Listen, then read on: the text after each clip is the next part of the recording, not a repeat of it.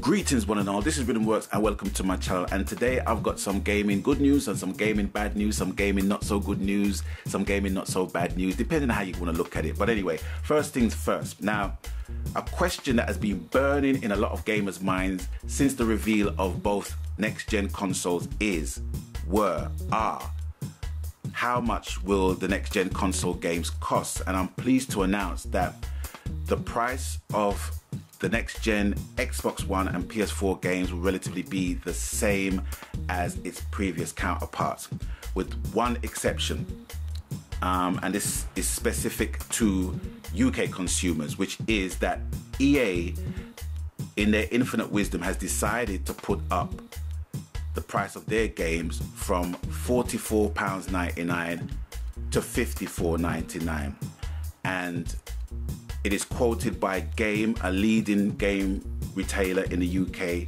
said that EA will be raising the prices of its next-gen games on the Xbox One and PS4. Gamers in the UK will be paying £54.99 for EA's games instead of the usual £44.99 price tag that many have become accustomed to over the last generation. What makes this so worrisome is that it shows third parties are willing to raise prices when first parties aren't. Sony and Microsoft have both confirmed that games will still cost $59.99, £44.99 on the PS4 and Xbox One, but said that third parties were allowed to do what they wanted.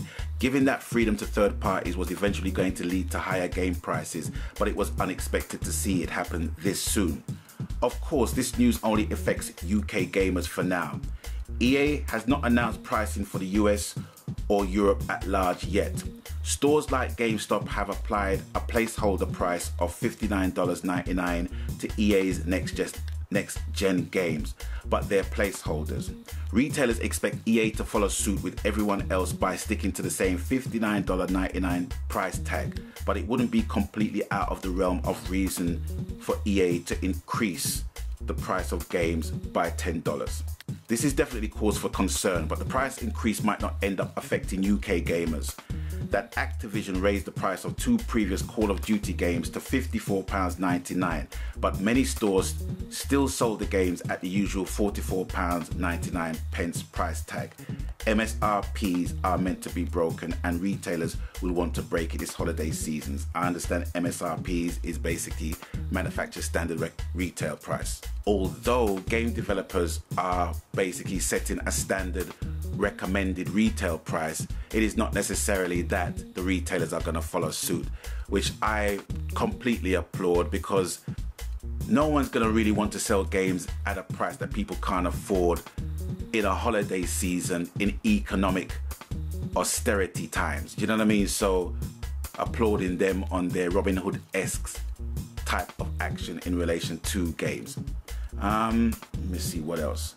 Yeah, with the EA thing, I'm kind of worried about the EA thing because, you know, they don't only do sports titles, they do other titles as well, like Crysis and games of that ilk and like. Do you know what I'm saying? So it's not necessarily sports games, which, I mean, in essence, you know, people are gonna buy anyway. Do you know what I mean? Even if they raise the price up to $60, $70, you know, die-hard FIFA fans, die-hard Madden fans, you know, die-hard NBA, what have you, MMA, what have you, they're gonna basically buy the game irrespective, but they're gonna want value for money. That's all I'm saying. But in relation to other games that are non-sporting related, it's gonna be an issue for some. Having said that, you know, it's minor. A lot of people were basically talking about the online situation and saying, well, it's not fair that we got to subscribe to PS Plus. But I simply look at it like this. Just see PS Plus as a game less that you would buy for the year. Do you know what I mean? It's like, okay, you buy a game for like £40 and discover, I don't know, within 2 months that it's not the game that you really want to play, and then you trade it in for £20, you know. Now, if you take that same £40 for the year and put it into PlayStation Plus, all the benefits that you'll be getting from PlayStation Plus, you won't be getting with that game that you just got tired of and wanted to more or less trade in. So that's how I see it. So that argument is more or less closed for me. So that's the situation in relation to that item. Okay, on to the next. If you're about to look for a brand new PS4 console or an Xbox One console and you want to buy it online as a pre-order through Amazon.com, I'm going to save you the trouble for now, ladies and gentlemen, because I'm sad to announce that all of its allocation of pre-orders have been completely sold out. Within a month of reveal, it has been sold out. All the allocated copies have been sold out. If you don't believe me, go on there and find out for yourself.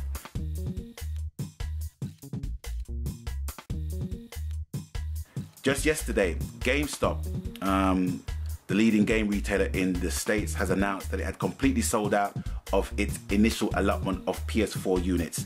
Now another retailer has announced the same. Amazon announced today via its video games Facebook page that it has completely sold out of its initial allotment of PS4 and Xbox One launch unit. As the retailer notes, it only took them a month to sell through the launch unit pre-orders. And they are quoted as saying, "After a crazy and exciting month, we've sold through our initial allocations of PS4 and Xbox Ones. Thank you to all those who have ordered and shared your opinions. We have the standard editions for both consoles still available, but we can't guarantee these at release.